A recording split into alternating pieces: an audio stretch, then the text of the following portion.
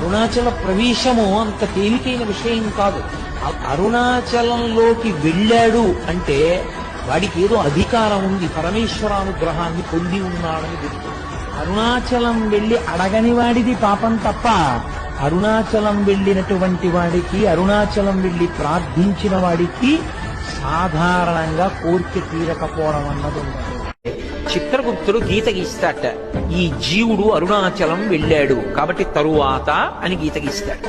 అంటే అరుణాచలం పట్టణంలోకి ప్రవేశించినంత మాత్రం చేత అంత గొప్ప అనుగ్రహంగా ఈశ్వరుడు భావన చేస్తాడు. అటువంటి చోటికి వెళ్ళడం, ఆ అరుణాచలానికి అంటే అక్కడ ఉన్నటువంటి ఆ కొండకి ప్రదక్షిణం చెయ్యడం అంత గొప్ప విశేషం.